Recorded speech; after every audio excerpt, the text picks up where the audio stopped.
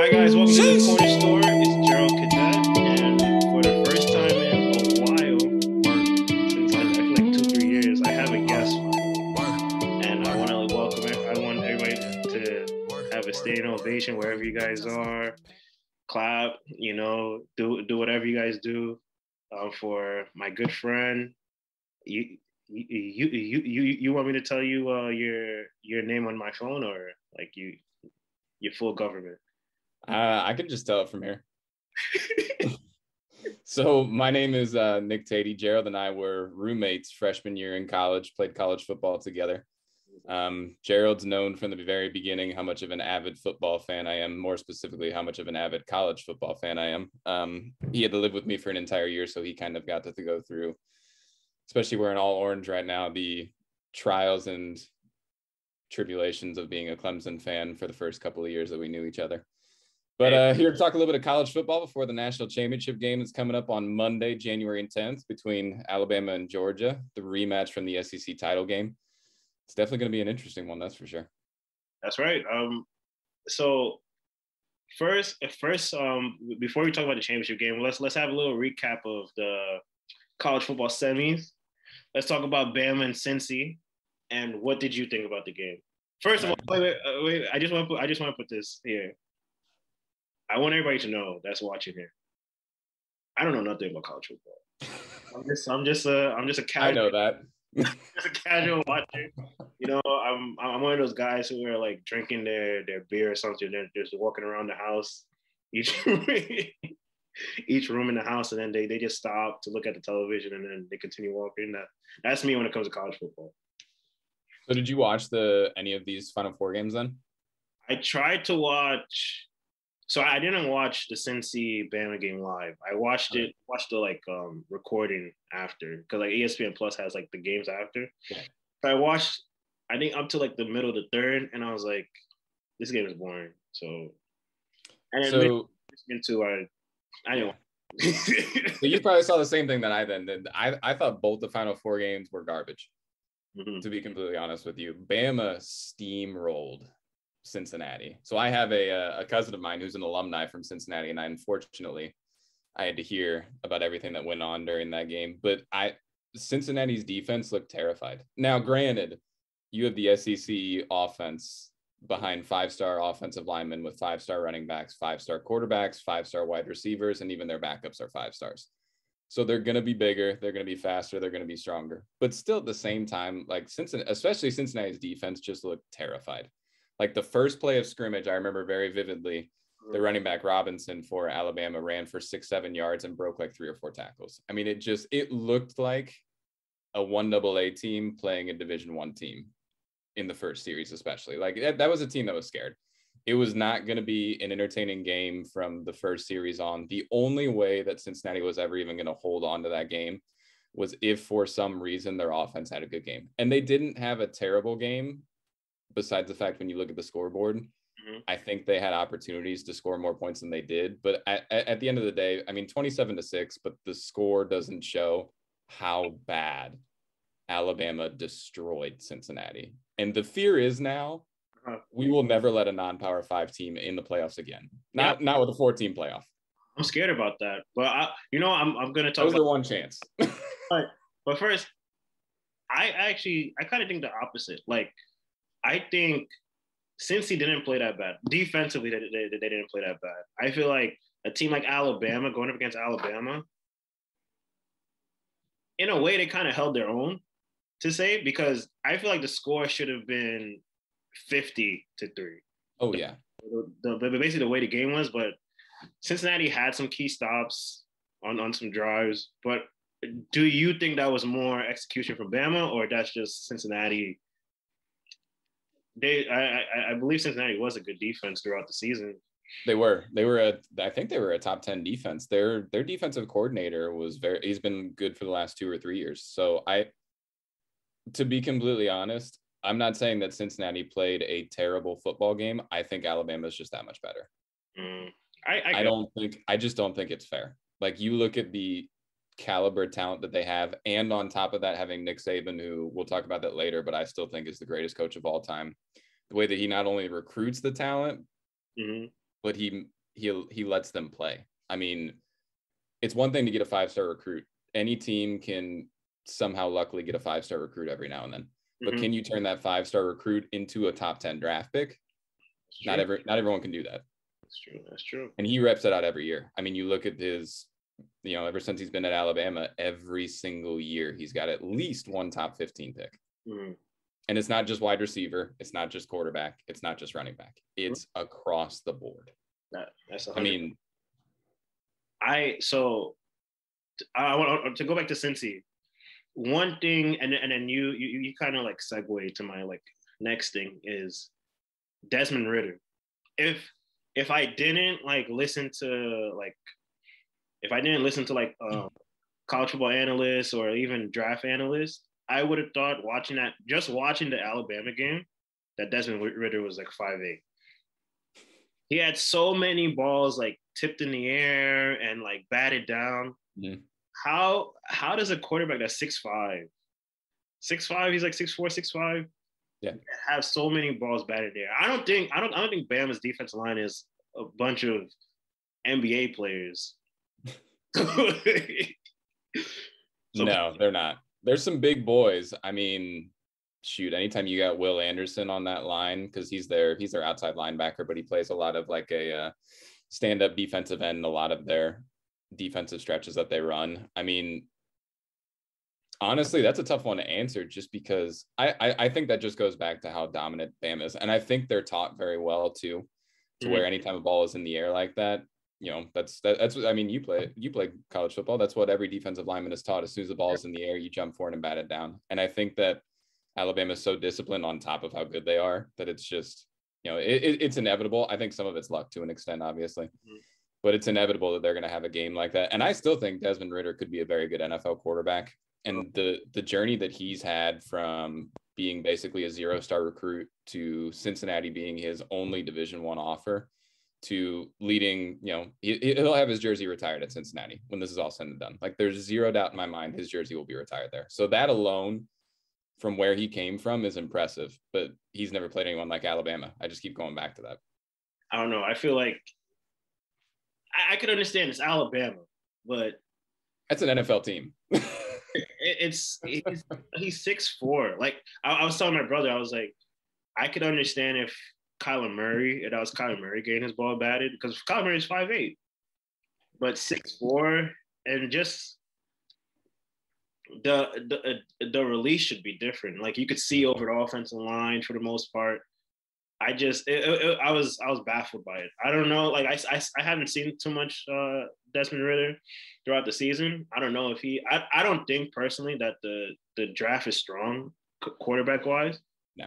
So maybe it's a toss up, and then also NFL teams always overvalue quarterbacks anyway.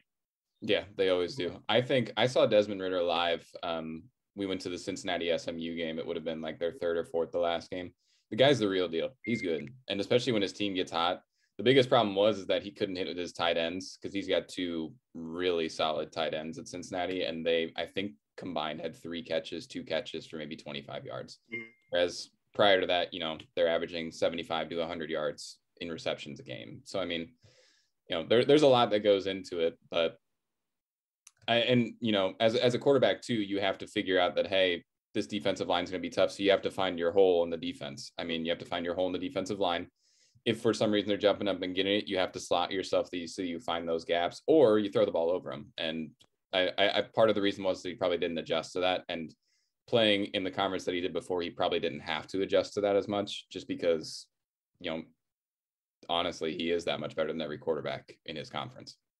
So one thing I kind of realized, and I feel like since he kind of did it, but I feel like since he was more trying to be like more quick game heavy, like just 1-2, get the ball out, so that could have played a part. But what I've seen in games that I've watched of Bama for the most part, I looked at, and it's like LSU, not really Auburn, but LSU and Texas A&M, they like spread out Alabama, and like I feel like the weakness on Alabama is going to be the secondary, but their front seven is so good that can you exploit their secondary?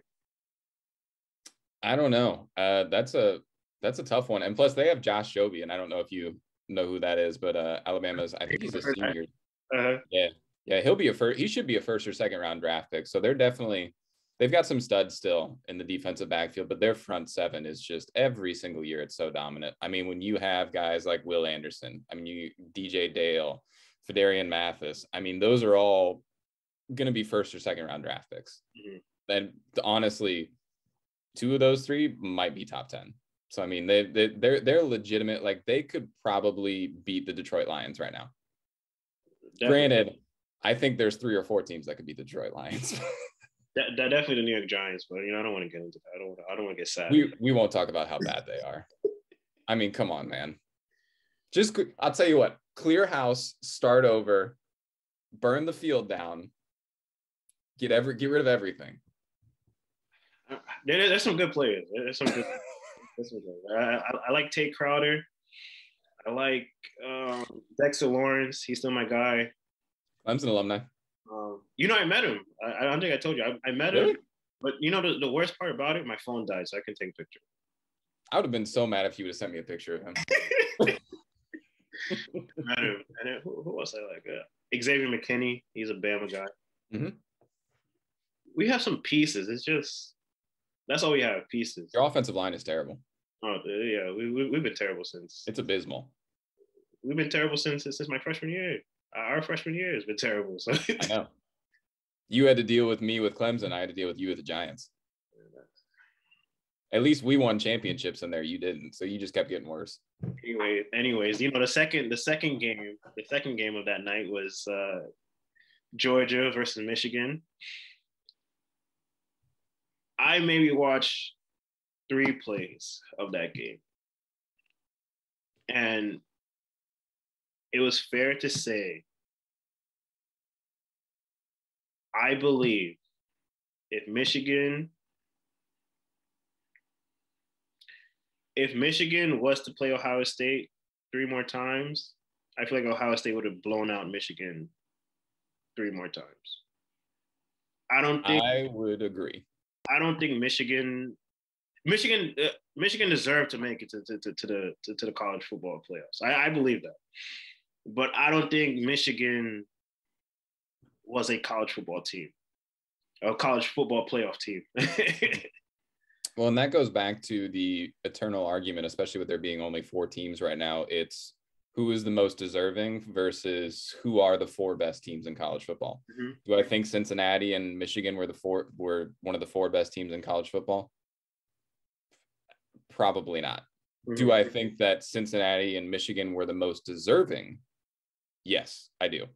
Cincinnati going undefeated. I think it was about time that we had a non-Power 5 team, and Michigan absolutely dismantling Ohio State like they did. All they had to do was beat an absolute garbage Iowa team in the Big Ten championship. I mean, Iowa's quarterback was abysmal. So do I think that they were a top 4 team? I don't know. I think the Michigan that played Ohio State might have been a top 4 team. Exactly. Mm-hmm. But I don't think that that's a team that can continually repeat that. And we kind of saw that. But I will give Georgia some credit in this, because after watching Georgia play Alabama, and I kind of said it all year that I don't know how much I trusted Stetson Bennett as a college football national champion quarterback. Mm-hmm. I think he makes the plays, and I think he doesn't make many mistakes, but he doesn't do a lot of the things that separates the good quarterbacks from the great quarterbacks. Mm-hmm.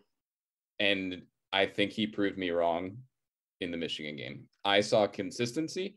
I saw lack of mistakes. I saw accuracy. I saw the willingness to throw the deep ball. And I saw the willingness to spread the love to all of his receivers and look good doing it. I'm not saying that he may or may not be a national championship quarterback, because we'll see Monday, but he definitely proved that he's got it. And he made the plays that I didn't think he was able to make. He made the throws that I didn't think he would be able to make. So okay, from the start of the season to up to Alabama, the SEC championship game, mm-hmm. We were hearing that Georgia was the best defense in like the last 10 years. This is a generational defense. Do you think that they got that swagger back after beating Michigan? Yeah. You think so? I do. I think I almost think it was a complacency aspect when they played Alabama. I think they went into the Alabama game knowing that they are the best defense in the country. And they, instead of going in as we need to prove it once again, it was, hey, we're already here. We know what we are. We don't need to prove what we've already done. Mm-hmm. And the thing is, you know, college football, you have to go out and prove it every single week. I mean, otherwise you're going to have games like Alabama against Florida. You're going to have games like Alabama against LSU. You're going to have games like Georgia against Clemson. Georgia should have absolutely blown out Clemson. It should have even been close. And I'm just going to be honest. I know it was the first game of the year, but still, you have to go out and you have to prove it every single week, or else you're going to have those, what I call oopsie games, you know, where something like that happens. I was watching the highlights of the SEC championship game before, you know, we started. And the Bama's first touchdown was something like I wouldn't expect it from a team of this height, with this much hype with Georgia. A blown coverage. I want to say they're playing like a cover 2 type of shell thing with a blitzer. Middle of the field, wide open. Jamison Williams, a quick like slant post, whatever you want to call it, down the middle of the field, and then just outruns the whole Georgia defense. So the one thing with college football and college and professional is in a profession in the NFL, those blown coverages, it happens, but I guess I believe in the professional so much that I know for a fact it won't happen again. In college, it's very different because like an injury might happen here and there. You might have a freshman in there that doesn't really know like the calls like that. That they can't communicate as much as the other lineups. I guess it's a segue into our championship preview. But what makes us think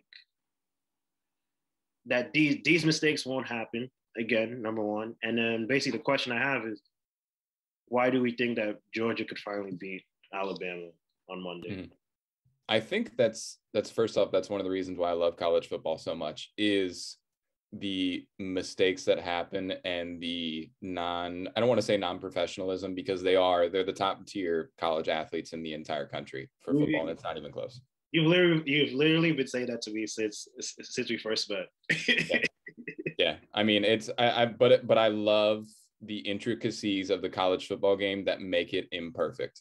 You have guys that blow coverage. You have freshmen. You have 18-year-old kids that sometimes are playing against 22, 23-year-old grown men. Mm-hmm. They're in the beginning phases of their adult lives, and they're facing guys who have been in college for 4 years. They've been getting stronger for 4 years, and they're grown men at that point. And that's part of the reason why I do love college football, because you have those mistakes. And even though as a fan of it, it's crazy frustrating, at the same time, that's what I love about the game. And I've been saying that for years. That's why I like college football. Mm-hmm. That being said, Georgia doesn't make many mistakes.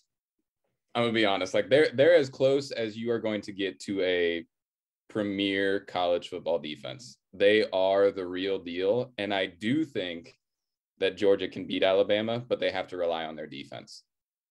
I think that Georgia needs to be big on stopping Alabama on first downs. Mm-hmm. The big thing, I mean, you played offense yourself, when you're playing with second and manageable, it opens up the entire playbook. Yep. If you're playing with 2nd and 10, 2nd and 8, even 2nd and 13, 2nd and 15, your playbook becomes so much more limited. Mm-hmm. And that's where most teams, and obviously it's Nick Saban, so you never know, but most teams become a little bit more predictable when that happens. And that's going to be a big point for Georgia in this game. And if you look back on their last 2 games too, Alabama against Cincinnati and Alabama against Georgia, Alabama has been really, really, really good on first down.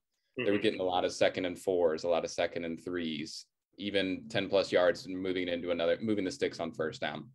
So that's the big thing that they need to stop. The second thing for me is Alabama has looked really good in the run game. against Georgia in the SEC championship, and especially against Cincinnati. My goodness, those boys were moving. Mm-hmm. Their run game, if they can establish that early against Georgia, I don't know if they're going to be able to stop it. If you get some confidence behind an Alabama offensive line and they can move with that, it's going to be a long game. It's going to be a really long game. I think that's the game. The game, whoever wins in the trenches will win the game. In the least big plays. Because I think, I was telling you earlier, I think Bama's secondary, there's a lot of holes. Mm-hmm. I feel like Bama secondary could get got. But also, just like you said, I feel like it's a Nick Saban thing. Watching Bama play for as many years I've watched them, I glanced over, I should say. Hey, it counts. They're more of a, and this is not saying like they're not fundamentally sound or anything, but they're more of a confidence, like one. I'll kind of say like they have like a Ray Lewis attitude to them. Like whenever the defense coordinator calls blitzes and they get home and they start building up like momentum themselves. The defensive line is killing the opposing team's offense line. The offense line is running the ball. You had running backs like Derrick Henry, Trent Richardson, them going for like 20, 30 yards. That's when Alabama's like, you can't stop them at all. Like even the Auburn game, the Auburn game, once they started blitzing that quarterback, I don't remember his name, but first of all, I'm not gonna be disrespectful to him. Bo Nix. No, not Bo Nix. It was the backup to Bo Nix. Oh yeah, I forgot Bo Nix got hurt during that game or before that game. But once they started blitzing in the second half, it was more so in the fourth quarter. Alabama's team started just building confidence. So like it went to the offense with receivers. It went to the offensive line because the offensive line couldn't block. They couldn't block Auburn's defensive line at all. But once their defense got home, the front seven was getting home. The front seven was stopping the run for 5-7 yards. Their confidence was there. So I think the game in the trenches will be the determining factor. That's not me saying it as a former offensive lineman. You know you want it to be. But I think that's gonna be where Bama or Georgia wins. And I feel like, I mean, I didn't analyze it too much, but not just thinking about it, I feel like in the past 3 games that we've seen Georgia and Bama, the Tua game, the Hurts game, and then the last game, it all came down to who became more physical, who became more, I don't want to say desperate, but more, who the punches that were thrown, who got up faster and threw them back. Yeah, and I think you made a great point too in relation to Alabama's bread and butter. So if you look back, Bryce Young this year won the Heisman Trophy, but prior to that, look at their Heisman Trophy winners. Exactly. We had a wide receiver in Devontae Smith, and then before that, it was all running backs. Mm-hmm. Alabama's bread and butter and how they win championships at the end of the day, whether people want to agree with it or not, it all starts with their run game. If they can establish their run game, they can pick you apart, and it's not even fair. Mm-hmm.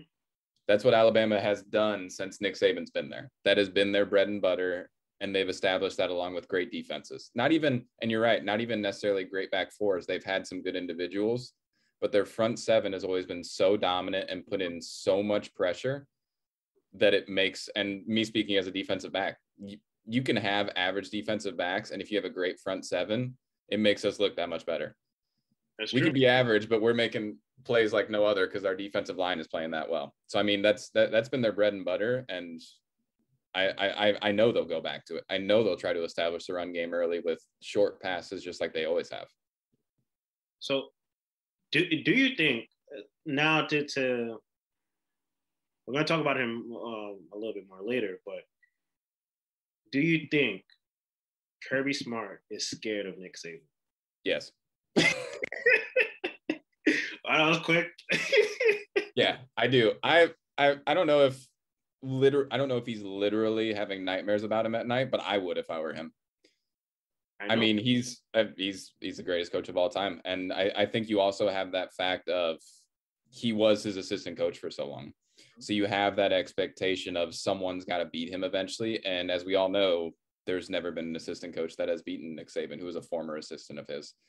So I think he is a little bit hesitant, I guess is the best way to put it. And I think that kind of was passed down to his team in the SEC championship to an extent. I think there is that even the championship in 2018, I believe so. Even the championship game in 2018. Yeah. Like you're up 24-0. You should have ended it there, but. And all of a sudden, Nick Saban pulls a little trick out of his hat, brings in this freshman, and then there we are. It's been impressive what he's done, but I really do think that if there is going to be a Georgia team that's going to beat him in a championship game of any kind, it's going to be this one. I think they have a shot. I'm not saying that I'm picking them, but I think they do have a legitimate shot. Okay.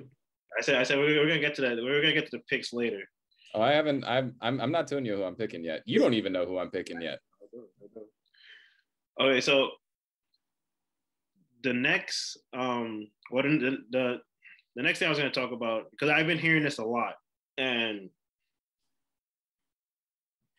I agree. Talent does conquer a lot of things. I don't want to say all, but talent does conquer a lot. Talent with coaching conquers all. With this game being, I believe it's 140 4 or 5 star recruits on scholarship playing against each other. Do you think that it's all about the stars? It's all about the 4 or 5 star recruits, or do you think that a majority of it just comes from coaching? Because it's a Nick Saban team with these 4 or 5 star recruits. This is why Bama is like this. It's a Kirby Smart coach team. This is why these 4 or 5 star recruits are playing like this. I think to an extent, yes, it is the star caliber, but I also think that, and this is what I've thought for a while now, I always think it's kind of a domino effect to an extent. So if you get, let's use Matt Campbell. So he's the head coach for Iowa State. Iowa State is notorious for not having star talent. Like they just haven't. In his time at Iowa State, he's turned a abysmal Iowa State program into a contender. I mean, they were a preseason top 10 team this year, and he just doesn't have the star calibers to back it up. So I think that stars do make a difference, definitely. But developing those stars is what makes a difference. And I also believe that if you're a Matt Campbell, if you're a Dabo Swinney when he first started out, if you're I'm trying to think of a couple other ones who are up and coming right now, but just for those two, just because they're off the top of my head, they didn't start out with the greatest star calibers. But because they're able to develop their players, and because even with the star calibers that they're given, they're able to win football games, as a result of that, they're able to achieve higher star calibers. And so from that standpoint, it's a domino effect. If you're winning 7 football games with 2 and 3 stars, all of a sudden you're getting a 4-star, and then you win 8 games. And then you get 2 or 3 4-stars, and you're winning 9 games. And then the next thing you know, you have a Dabo Swinney at Clemson, to where he was going from getting 2 and 3 star guys, the occasional 4-star every now and then, to 4 and 5 stars left and right, because even though he wasn't given that star talent, he was able to develop that talent and win football games with it. So in the end, the star talent does make a difference. But if you have a coach who's able to not only get that star talent, but also develop it, those are going to be your top tier coaches. That's going to be your Nick Sabans. That's going to be your Dabos. That's going to be your Urban Meyer when he was at Ohio State. That's going to be your Ryan Days now at Ohio State. That's going to be your big guys that can not only get those recruits, but they can develop them. Or I really do think Matt Campbell at Iowa State eventually will be getting those top tier guys, and he'll become into that group if he doesn't go to a different program. So I think it's a little bit of both. If you can develop it, it's almost like the Field of Dreams. If you develop them, they will come to an extent. Okay. So I've had you talking for so long, but now it's your spotlight now, Nick. Tell me, and it's funny because I personally, I don't want to say, I don't want to use the word hate, but I strongly dislike this man, Nick Saban. However, I love Bill Belichick. And I feel like both of them are the same type of coach. I think Bill Belichick is the best coach of all time. I think right now he's the best coach in the NFL. Why do you think Nick Saban is the greatest coach of all time? And when what does this, if he does win this championship, or even not win the championship, what does him being in this position once again? Because I also kind of feel like the college football playoffs were made to try to kind of get him out, you know. So to an extent, yeah, I'm in a mutual standpoint with you. I have never been a huge Nick Saban fan, but it's mostly because I was sick and tired of playing him every year would make it into the playoffs. I have a ton of respect for the guy. And I like that now that he's started to show a little bit more personalities in the cup in the last couple of years. He's starting to be a little bit more outgoing, which I always like to see in guys, whether it's players or coaches. But I'm a very off the cuff person. I've been this whole time, but I had to write these down for you just to give you some insane statistics on on Nick Saban, because it took me 2 minutes and I found all of these. He is 10-1 in his career as a head coach in conference title games. 10-1. He's lost one conference title game in his career. He has a 9-3 playoff record in 7 playoff appearances. So in those playoff appearances, he has that kind of record. He has only lost to 2 coaches in 7 years. He's lost to Dabo twice, and he lost to, I think it was Urban still at that time. Yeah, it was Urban Meyer at that time when Ohio State won that championship. He has a 15-5 bowl record. So just going through more big game, and this goes into one of my points, but just big game situations. He is 7-2 in national championships. And he's about to be one or the other in another one, and he's there again, which is just incredible that he's even going to be in a national championship for the 10th time. A lot of coaches don't even get one chance at a national championship. This will be his 10th in 15 years. Yeah. It's ridiculous. At Alabama, because Michigan State before and LSU, there was a couple of rough years in there, so I wanted to show his dominance at Alabama specifically. He is 59-15 against top 25 teams. He is 32-9 against top 10 football teams in college football.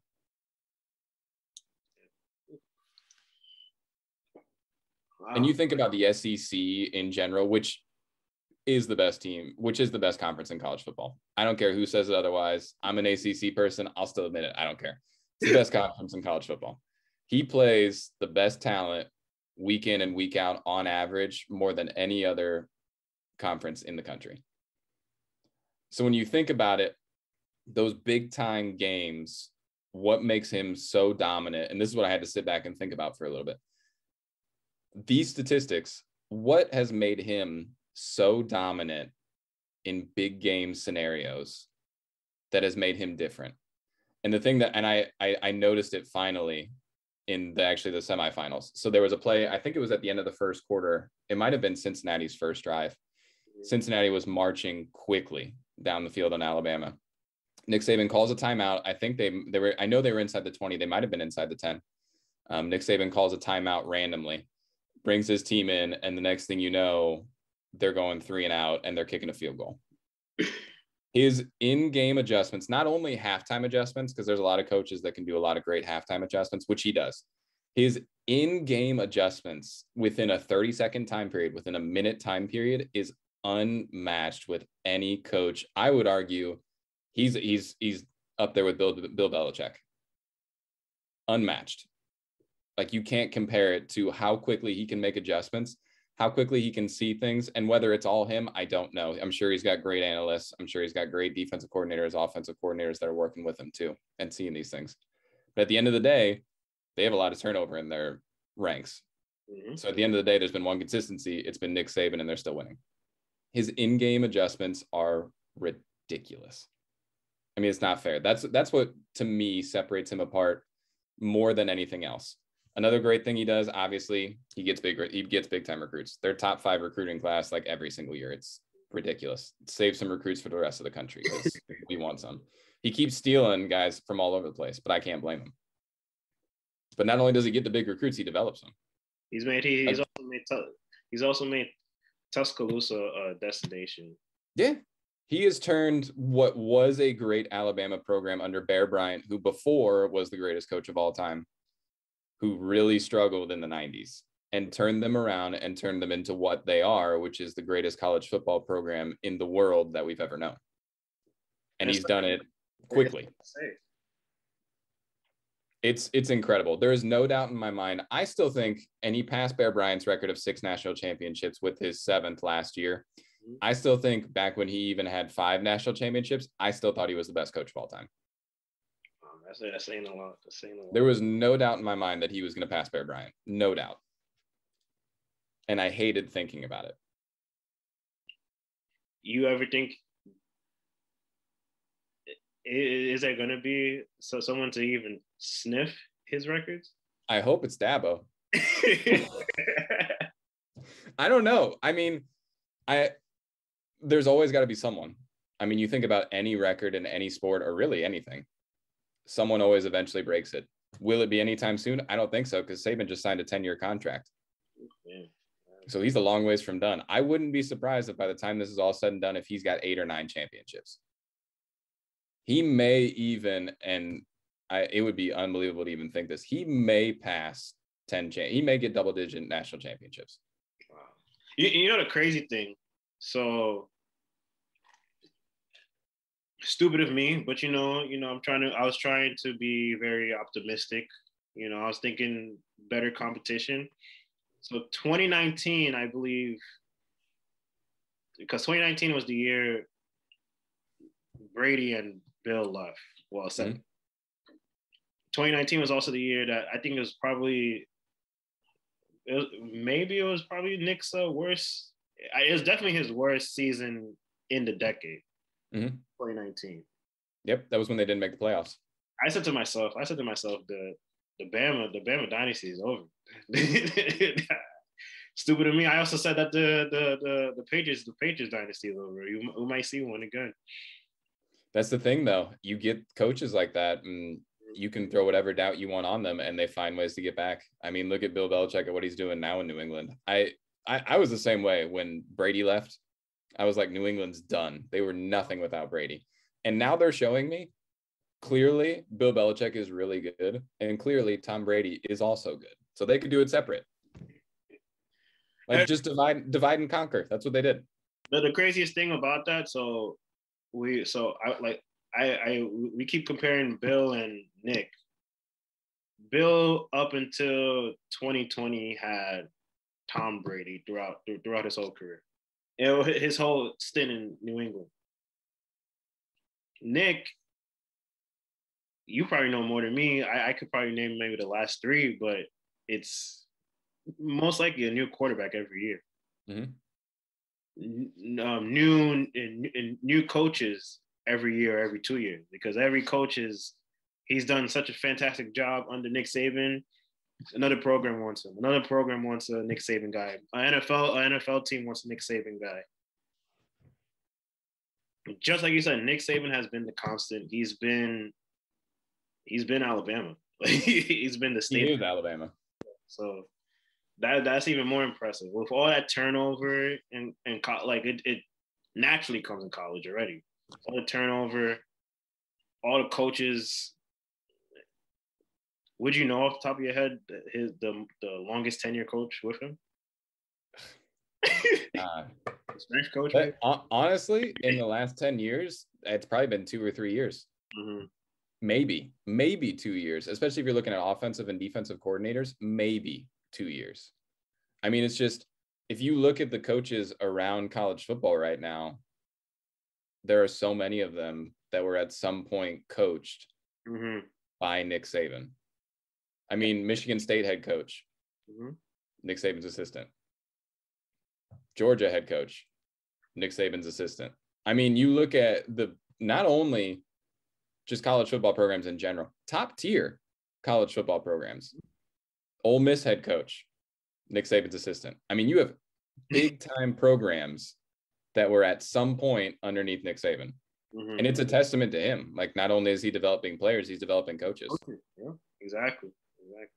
Well, Miami's coach isn't he? Cristobal. Yeah, he's a former Alabama guy. Yep, he was the Oregon head coach before. Mm-hmm. Everyone has connections to Nick Saban at some point. Even, I mean, if you even look at it, I'll go hometown. Even Dabo Swinney. I mean, he was an Alabama alumni. I mean, like the tradition of Alabama football in general runs deep within every single college football program in some way, shape, or form. Wow. I didn't know that about Dabo. No, yeah, he was a wide receiver. He actually won a national championship at Clemson, or at obviously at Clemson, at Alabama. Oh. The more you know. Unfortunately, I think we'll lose him eventually, but you know. You think so? If the Alabama job comes knocking, would you say no? No. But I don't know. I'm one of those guys. You know, it kind of to my detriment. I wanna make a different place like better than Alabama. You know, so like in Dabo's case, right? Clemson. I didn't know about Clemson until you started telling me about them. And we'll leave it at this because we're talking about the other games. But growing up as a Clemson fan, was awful until 2008. A 6-6 season and some random bowl bid was a good year for us. And then all of a sudden, this guy named Dabo Swinney, I didn't even know who he was. They rated him as a D- hiring option. I haven't missed watching a game since 2008, and the things that he's done to that program, like that's what I go back to when I compare to Nick Saban. We'll kind of rotate back to that, is that he is able to develop guys the same way that Dabo does. And so you see where, like, once again, Dabo didn't really have that star caliber talent because we stunk when he took over. And now all of a sudden he's getting 4- and 5-star guys. We've got 2 national championships. We've got 4, national championship game appearances and all the accolades that come with it. So you look back at it, and it's kind of the recipe that honestly Nick Saban has kind of made for everyone lately, and everyone's starting to realize that that's the way to do it. Everyone's kind of putting their own little spin on it, like things that Matt Campbell. Nick Saban is obviously a very Belichick-esque person, to where he's very business oriented 24/7. But you see guys like Matt Campbell at Iowa State who are bringing the same culture as Nick Saban is, with his own twist of some personality, because Matt Campbell is a very outgoing and personable guy. See the same thing with Dabo Swinney. You're seeing the same thing in Ole Miss with Lane Kiffin over there. I mean, it's just everyone is kind of taking that mold that Nick Saban has, which is just another reason to say that, people only copy greatness. That's just the way it is. Yeah, I was just thinking about this, but when so basically as for me, as like a casual watcher, and when I was younger, I really didn't watch college football. I tried to get into it, but I never had like a team that I could stick with, like but as a casual watcher, especially when we were growing up, you knew about Miami, Ohio State, Michigan, and I'll put Penn State and Notre Dame. Well, definitely Notre Dame, but I'll put Penn State in there. So those 5 programs, you didn't even have to know the sport. You just knew, these are the top 5 teams. Oh, and USC, of course.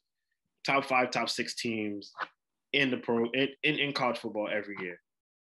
Now, today, is it still January? It's the 7th? Yeah, the 7th. Yeah, January 7th.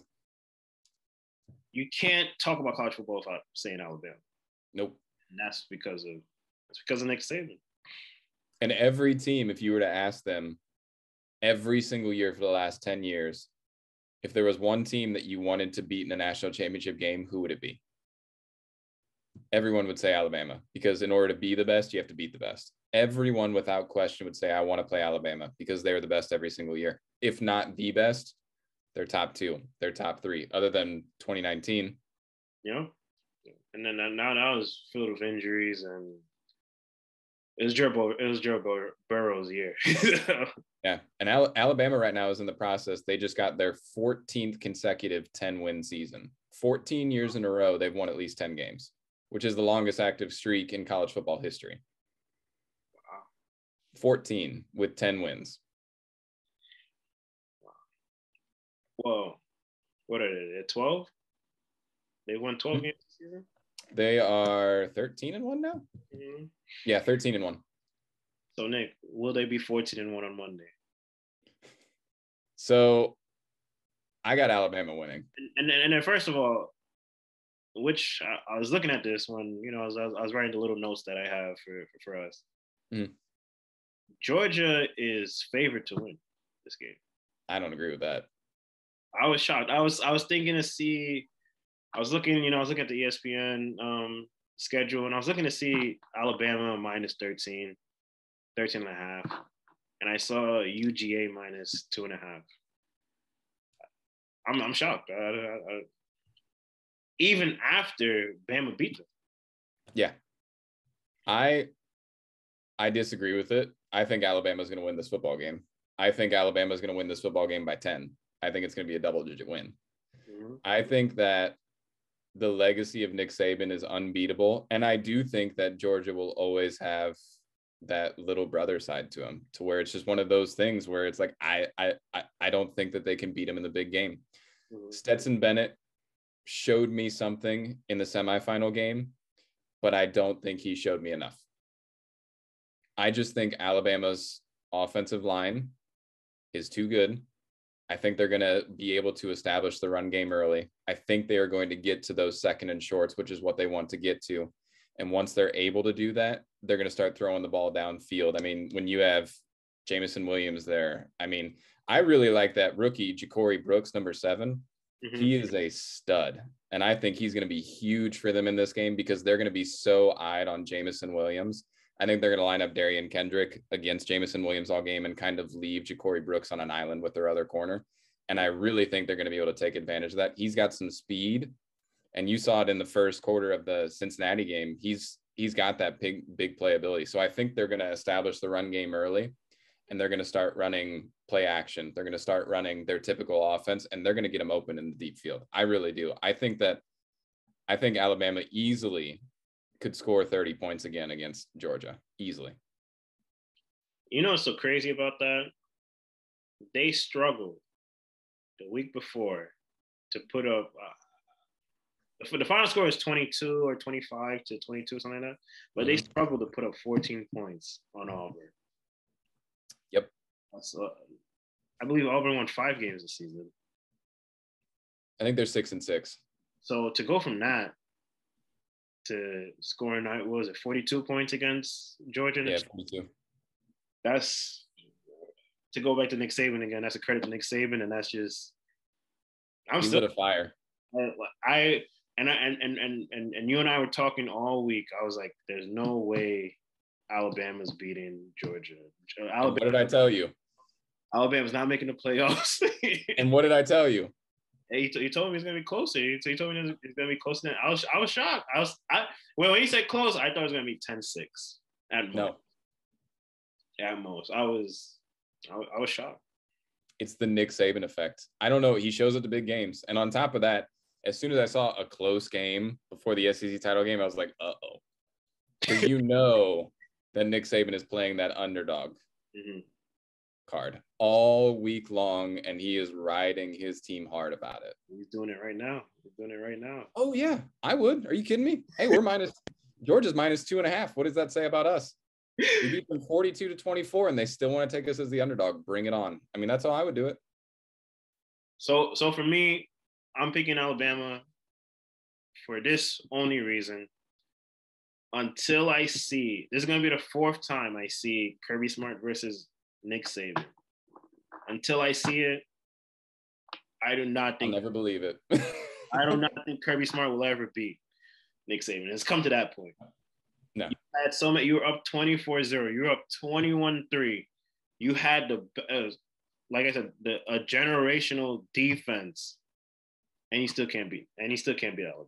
So I think it's going to take a Jim Harbaugh Michigan versus Ohio State scenario, to where this is their one game that they play well, and Alabama has an off game, mm-hmm. and that's the only way that they can beat them. I think if you get Alabama's best game, I don't know if anyone can beat them.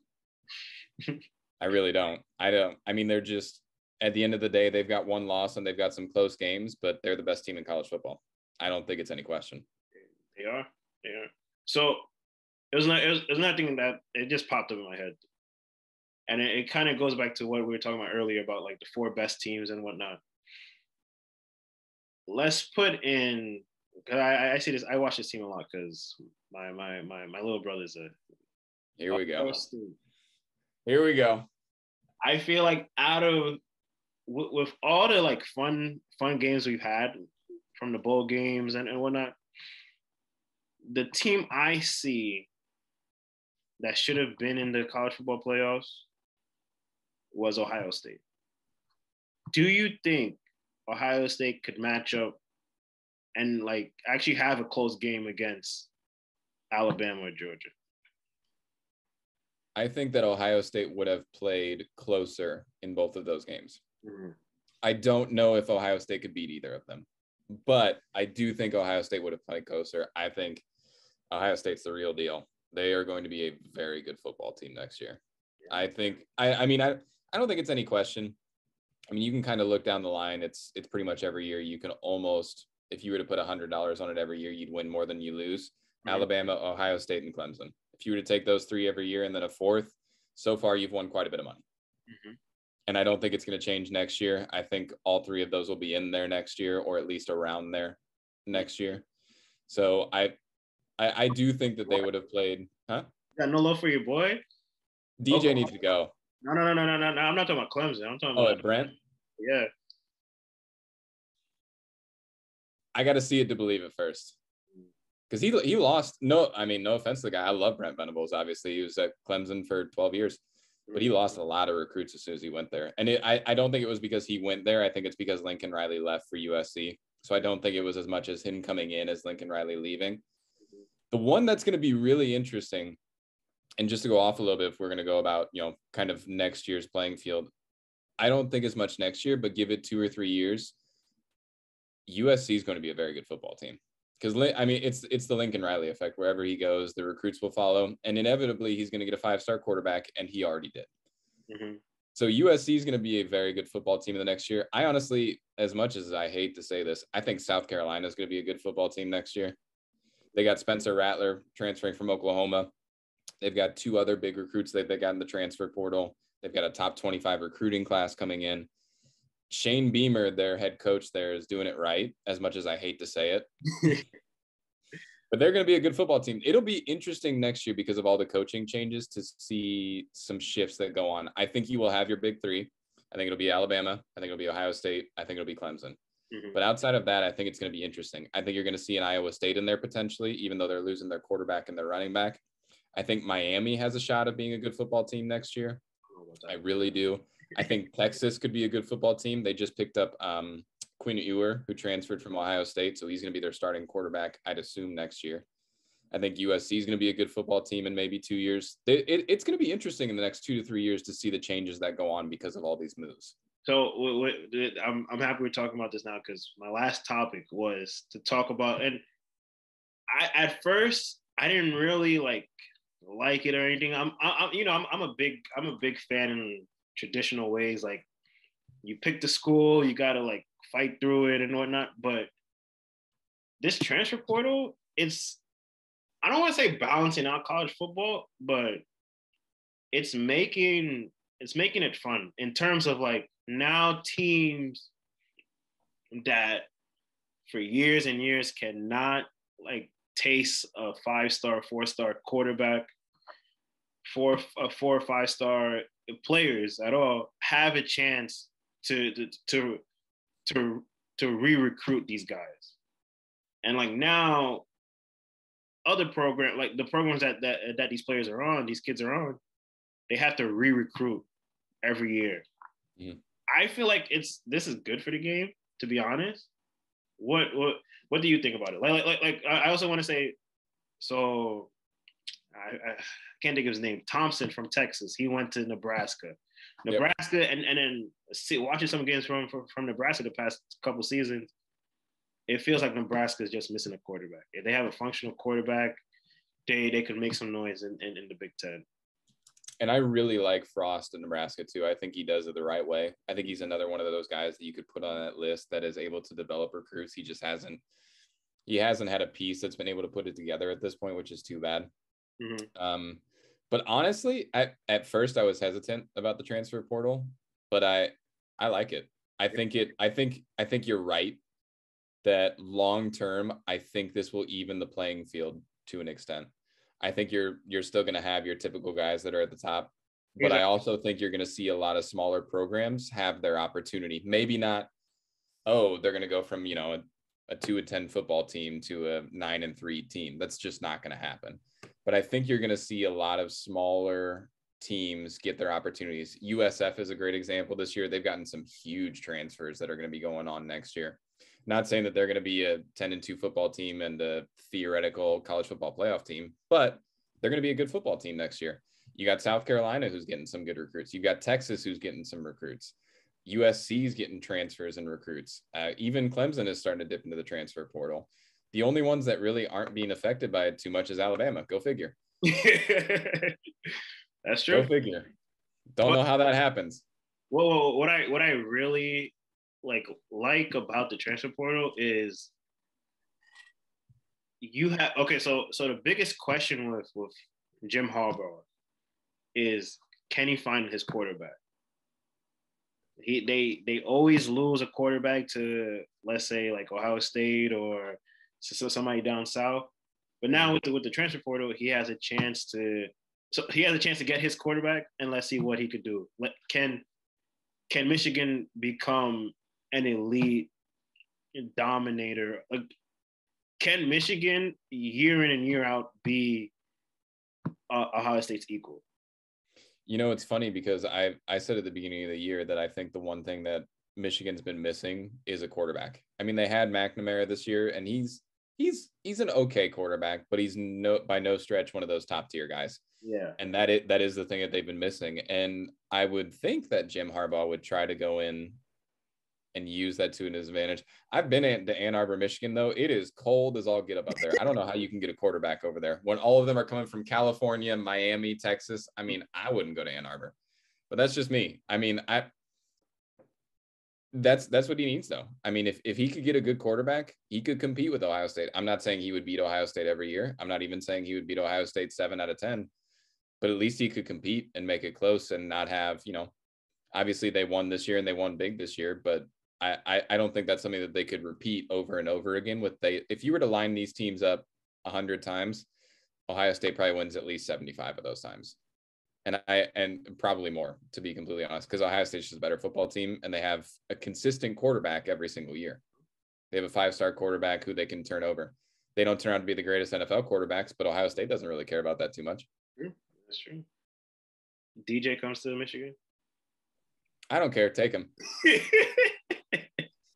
The nice thing is we got Cade Klubnik coming in from Texas, so he's another 5-star quarterback, Gatorade Player of the Year. So the big thing that I hope, just to go off on a Clemson rant really quick, is that we get some competition in the quarterback room this year. We didn't have any. We had Pumachan, who was a former, no offense to him, but a former 3-star recruit and was a backup for 3 of our quarterbacks, and so we never had a situation where we thought, he could take the starting spot from DJ if DJ plays poorly. There was never that thought in our mind, no matter how bad DJ played. And I would still attribute a lot of it to our offensive line play as well. But regardless of that, no matter how poorly DJ played, there was never a thought in our head where like, hey, we've got Pumachan back there that we can back him up, because he just isn't at that caliber. Whereas when we bring in Cade Klubnik, he's a 5-star recruit. He's the number 1 quarterback in this recruiting class, Gatorade Player of the Year. There's big expectations for him. So now all of a sudden, bare minimum, even if DJ starts, at least if he plays poorly or if Cade plays poorly, inversely, we've got a guy who we can throw in there and be confident in. So it provides, that competition that you need in a major Power 5 conference locker room. I see. This has been my first year actually paying attention to college football, and I've loved every second. It's amazing. It is. I apologize. You were right. College football is amazing. I was a dumb New Yorker, dumb Giants fan. I was like, college football is whatever. But college football is amazing. I'm just happy I'm not a fan. I think I'm gonna stay away. It's awful from being a fan. I have enough heartbreak already, but I don't think I could endure all that stuff. Especially now to go back to the transfer portal. You get the 5-star recruit, the 5-star quarterback. You think you have the savior. So say for example, I'm a team like let's go to Texas. I'm a team like Texas, a team with history, and they're just basically for the most part trying to get back to what they were. And then my quarterback leaves. You know how devastated? I feel like that's like I'm devastated. Oh, yeah. What Oklahoma, for example, Oklahoma lost. I think it's 3 quarterbacks they lost because Caleb Williams now went to transfer portal. Yeah. So I don't know. It's good, you know. Looking from the outside, you know, not having a dog in the fight, but I don't know. I'll feel bad. I think it's going to bring a lot more traction to the sport just because you're going to get a lot more of that even playing field where you're going to have teams that can pick up these quarterbacks like Spencer Rattler going to South Carolina, Quinn Ewers going from Ohio State to Texas. Caleb Williams, that one's interesting. He still said, though, that he might go back. Yeah, he might go back to Oklahoma. I don't know, which is weird, but I don't know why you would say you're going to transfer and then say, hey, I'm going to transfer back to where I left. I don't know. People we're living in a weird world. You know, I think he just wanted some attention. I agree. And at the end of the day, though, what I will say about college football, and I've loved college football since the day I was born. My earliest memories as a kid were always sitting on the couch watching college football with my dad. Like, this is what I was born to love. This is what I was raised to love. I went to college football games as a kid with my dad. We went from South Carolina to California to Texas to Wisconsin. I mean, you name it. We went everywhere when I was a kid growing up watching college football. And this is the sport that I've always loved. And there has never been a more entertaining time for me than it is right now for the transfer portal because of the players getting paid now. I mean, it provides so many nuances to the sport that we never had before. And I think we're going to see more good than bad from it. Obviously, there's always going to be bad things that are going to come from it. That's just how it is. Nothing's perfect. But I think it's going to provide a lot more entertainment in the next couple of years. And I'm really excited for the sport. And I just love it. I mean, I'm so passionate about everything to do with it. My dad and I have had season tickets for the last 2 years to different college football programs and gotten to see, I have a list. I've literally seen 63 different programs in my life. So, it's one of those things where I want to see as many as I can before I die. So it's a sport that I love. And honestly, it's a great time for college football. It really is. It's a ton of fun. And I'm seriously, I'm so happy that you actually enjoy it. I knew you would. You just had to give it a chance. You are 100% right. Now we got to get you to a game. Hey, yeah, my first college football experience it wasn't the best one. I watched West Virginia and TCU. I'm not gonna. Red River rivalry. That would be my first destination. The schedule needs to start coming out so I can start planning. But the Red rivalry. So there are some big ones, and you can write these down that I think if you were to do it, you have to do. I think you have to go to an LSU football game. Any? At night in Death Valley. The Red River Shootout is a big one. The Iron Bowl, Alabama versus Auburn, is a big one. I might have a little bit of bias, but the Palmetto Bowl, which is Clemson versus South Carolina. Virginia, West Virginia is a great tradition there. Georgia Tech is a great tradition. The football games usually aren't the greatest, but the tradition's good. Wisconsin, Minnesota is a great rivalry if you want to go to one. I mean, they're all over. I'm definitely not going to that one. Unless that one's or Clemson at Notre Dame this year. Oh, really? Yeah, at Notre Dame, November 5th. Oh, they got the time. They got the schedule already for Clemson. Yep.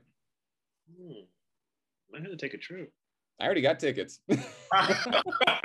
I live in Indiana now, so it's like an hour from my house. Wow. I'm gonna look into that. So, in summary, I'm happy.